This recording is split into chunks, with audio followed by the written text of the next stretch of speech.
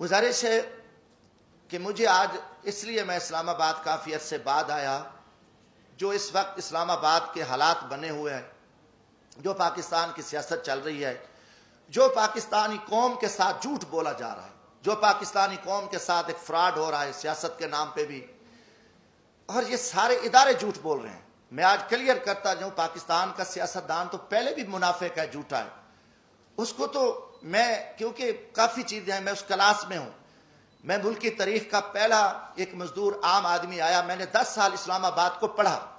میں نے ماشاءاللہ اپنے جرنیلوں کو بھی پڑھا، میں نے اپنی جوڈیشری کو بھی پڑھا، میں نے سیاستدانوں کو بھی پڑھا، میں نے اسلام آباد کو بھی پڑھا، مگر میں اس نتیجے پہ پہنچا کہ پاکستان کا جو سیاستدان ہے جھوٹا ہے، فراڈی ہے، مکاری ہے، منافق ہے، مداری ہے، اس کا کوئی سروکار نہیں ہے، وہ صرف اپنے اقتدار کی حوث کے لیے وہ کچھ کرتا رہے۔ پھر اس کے ساتھ ساتھ ہمارے جو جوڈیشری ادارے ہیں یہ بھی ٹوٹل جھوٹ اور فراڈ پہ مبنی ہے، انہوں نے بھی کوئی قوم کو کچھ نہیں دیا، یہ سارا ایک جھوٹا نظام چل رہا ہے، اور پاکستانی قوم کو 75 سال سے میں کہوں گا کہ انہوں نے اندھیرے میں رکھا ہے، اور نہ یہاں قانون ہے، یہاں نہ کوئی آئین ہے، نہ کوئی نظام ہے۔ جیسے ایک جنگل میں طاقتور جانور کمزور کو کاٹتا ہے اور یہ سلسلہ چلتا رہتا ہے ایک جنگل کا، پاکستان میں بھی ایک جنگل کا نظام ہے۔ ہاں 73 کا آئین بنا، 73 کے آئین میں کافی سارا کام ہوا، مگر جب ذوالفقار علی بھٹو کو پھانسی دی گئی تو اسی وقت اسی آئین کو بھی پھانسی دے دی گئی، کوئی تھوڑا سا کام ہوا، آگے نہ یہ آئین چل سکا ہے نہ کوئی ہے، یہ طاقت ہے،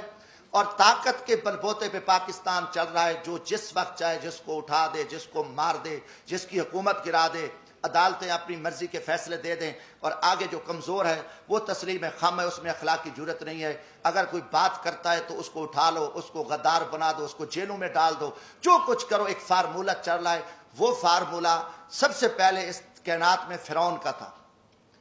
فرعون بہت بڑا ایک تاریخ کا ظالم اور ایک طاقتور انسان گزرا، جس نے 70,000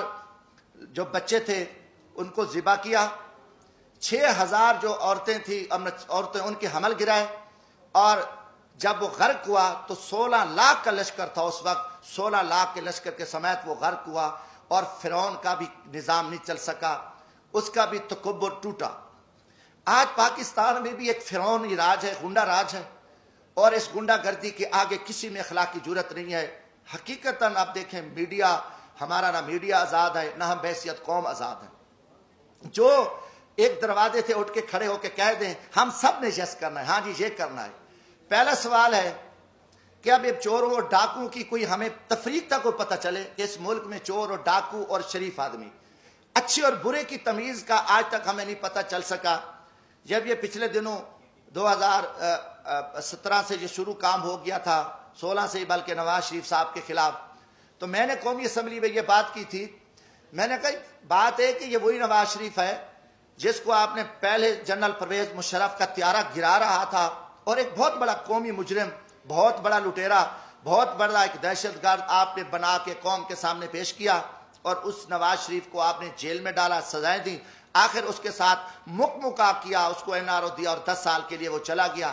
10 سال بعد وہی شخص، وہی دہشت گرد، وہی جو آرمی چیف کا طیارہ گرانے والا، وہ قومی مجرم، وہ آپ کے ملک کا وزیر اعظم بنا۔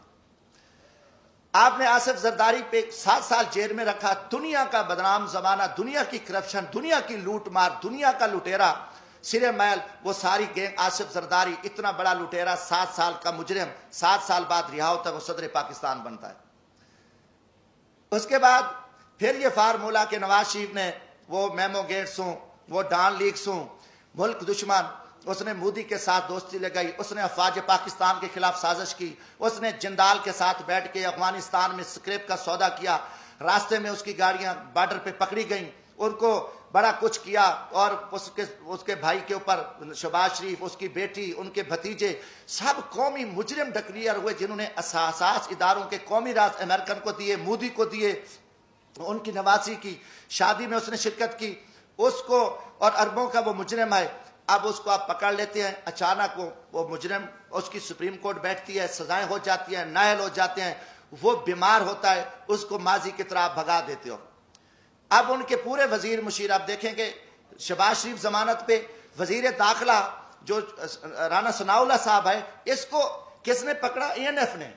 اینٹی نارکو ٹیکس نے اس کو فوجیوں نے پکڑا، اس کے اوپر 15 کلو ہیروین کی FIR، وہ ضمانت پہ، وہ وزیر داخلہ ہے،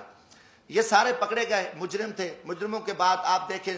3.5 سال بعد یہ سارے مجرم پاک ہو گئے،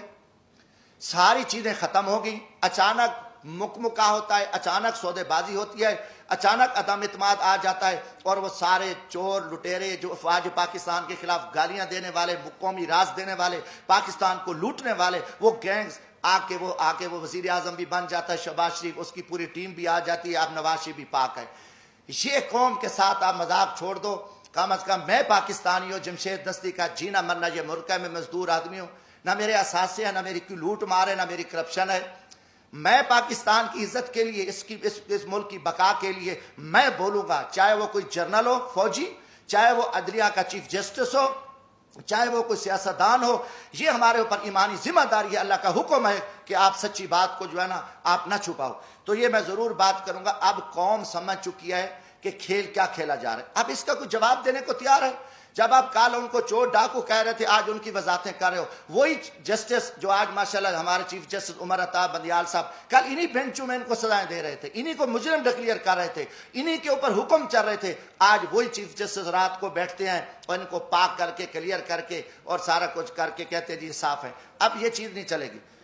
پہلی بات ہے کہ دیکھیں ہم غریب طبقے کے لوگ ہیں، ہم لاشیں اٹھا رہے ہیں، ہم لوگوں کی خدمت کر رہے ہیں۔ میں وہاں بھیک مانگ کے غریب مزدوروں کے بچوں کے لیے، جہاں عورتوں کو ذبح کیا جاتا تھا، جہاں جگیرداروں کے ڈیرے پہ غریبوں پہ کتے چھوڑے جاتے تھے، وہاں ایک میں شخص نے جدوجہد کر کے ہم محنت کر رہے ہیں، لاشیں اٹھا رہے ہیں، دریاؤں میں کھڑے ہیں،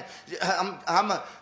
سراؤں میں بیٹھے ہیں، ہم محنت کر رہے ہیں۔ اب ہم سے لوگ پوچھتے ہیں کہ بھائی آپ کی کسی GHQ سے دوستی ہے؟ آپ پاگل ہو؟ آپ GHQ سے دوستی ہے تو آپ آ سکتے ہو، ورنہ یہاں آپ کی جو عوامی خدمات ہے وہ نہیں ہو سکتی۔ یہ لوگ اب عام آدمی بھی ہمیں چراوا بھی کہتا ہے، میں کہ بھی ہم تو یار عام غریب لوگ ہیں، ہم تو غریبوں کے جوتے اٹھا سکتے ہیں، ہم کسی جنرل کے جوتے نہیں اٹھا سکتے، وہ بڑے جوتے ہیں، وہ بڑے لوگ جوتے اٹھا سکتے ہیں، جمشید دستی کیا کر سکتا ہے؟ آج آپ نے سیاست کو تباہ کر کے رکھ دیا۔ آج وہ پیپلز پارٹی، وہ بھٹو کا نظریہ تھا، آج آصف زرداری اسٹیبلشمنٹ کے آگے لیٹا ہوا ہے۔ آپ نے ایک دروازہ کھولا ہے اور سیاستدانوں کو آپ کتے کی طرح خیرات ڈالتے ہو، اور وہ ارد گرد یہاں پھر رہے ہیں، عوام مر رہی ہے، لوگ ذلیل ہیں۔ اسلام آباد میں ایک تماشا لگا ہوا ہے، آپ نے نہ رمضان شریف کا کوئی تقدس کا خیال کیا، نہ آپ کو آپ کی عزت ہے، آپ ایک اقتدار کے حوث کے پجاری ہیں، آپ ایک فرعونیت میں بیٹھ کے آپ پورے نظام کو تہس تہس کر دو، اٹھا دو، مار دو، جو کچھ کر دو، کوئی آپ کے سامنے بات نہیں کہا۔ ہم بولیں گے، ہم ضرور بولیں گے، ہم نہ کسی جنرل کے سے ڈرتے ہیں، نہ میں کسی سپریم کورٹ سے ڈرتا ہوں، میں اللہ کی ذات سے ڈرتا ہوں۔ ہم انشاءاللہ اس ملک کی بقا کے جہاں بھی ہمیں موقع ملا، آج بھی میرا دل زخمی تھا، کافی دنوں سے ایک جھوٹ چل رہا ہے، میڈیا کو بھی پہ بھی تماشا لگا ہوا ہے، وہی کتنے لوگ میڈیا کے تھے جو کل کیا تھے، آج بیچارے کہاں کھڑے ہیں، کس مجبوری کے تحت کھڑے ہیں، کیا کیا معاملات ہیں، مگر قوم سمجھ چکی ہے، قوم جان چکی ہے۔